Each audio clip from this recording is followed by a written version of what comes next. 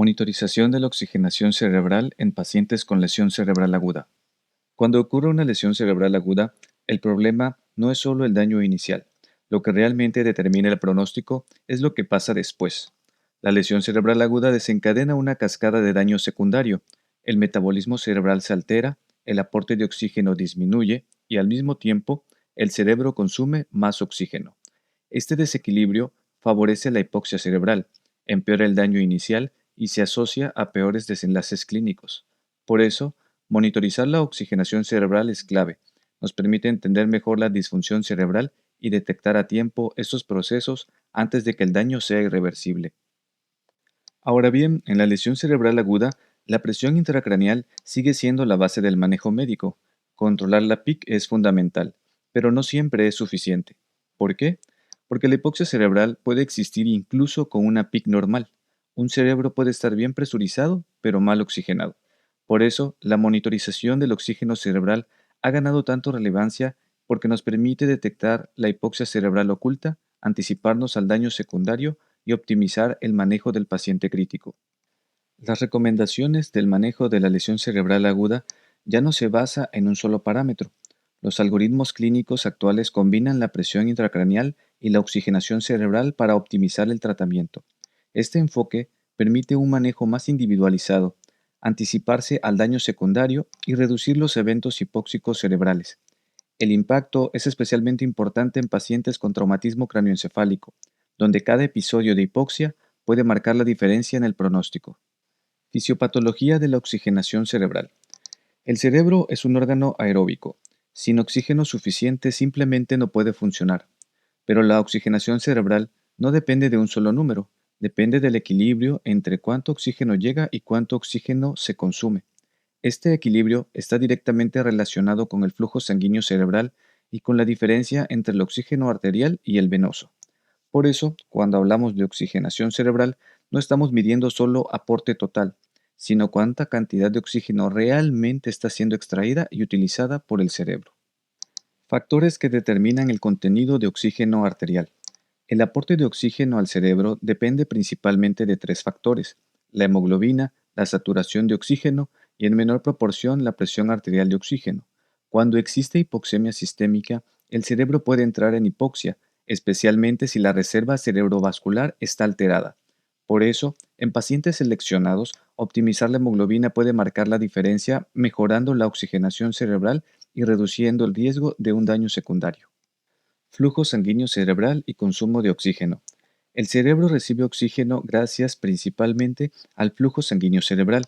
Si el flujo falla, el oxígeno no llega aunque los pulmones funcionen bien. Este flujo depende de tres pilares: la presión de perfusión cerebral, la autorregulación y la vasoreactividad cerebral. Un cambio en cualquiera de ellos puede comprometer la oxigenación neuronal. Además, las alteraciones en la microcirculación cerebral pueden impedir que el oxígeno difunda hasta las neuronas. Y ojo, el consumo de oxígeno aumenta en situaciones como agitación, fiebre o convulsiones, acelerando el daño cerebral secundario si no se interviene a tiempo. Tecnología para medir la oxigenación cerebral. En la lesión cerebral aguda, medir la oxigenación cerebral es clave para prevenir el daño secundario.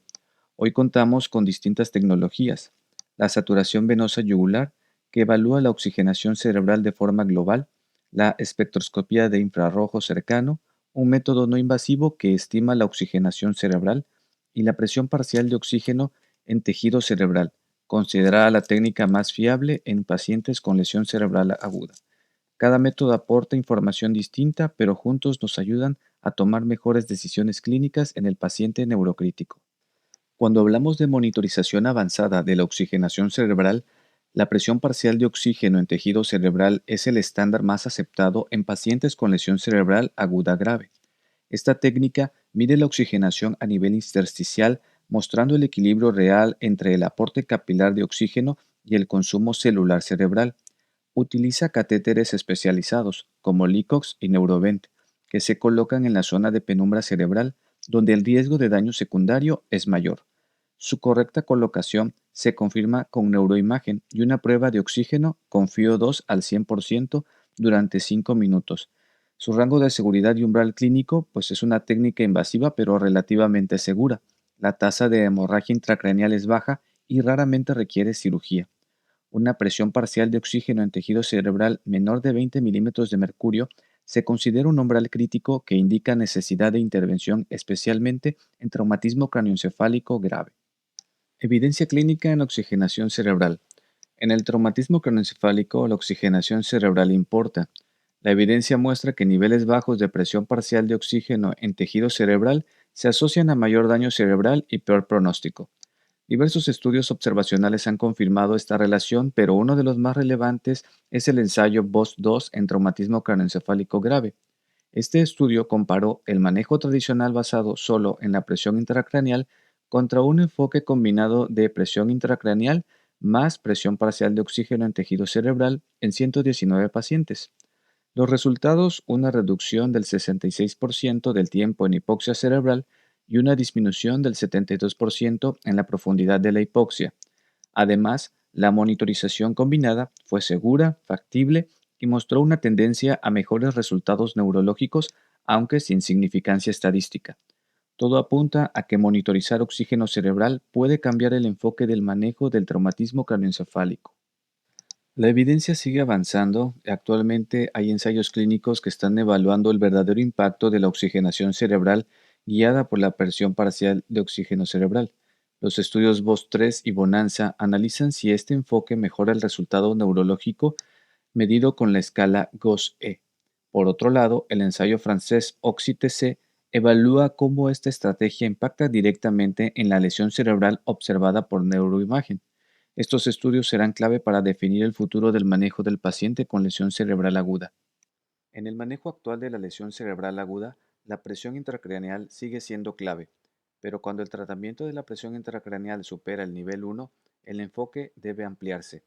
Las recomendaciones actuales sugieren añadir la monitorización de la presión parcial de oxígeno en tejido cerebral para individualizar los objetivos de la presión de perfusión cerebral y de la hemoglobina, según las necesidades reales del cerebro. Este enfoque busca reducir el daño secundario. Aún así, su utilidad en pacientes con lesión cerebral aguda no traumática sigue en evaluación.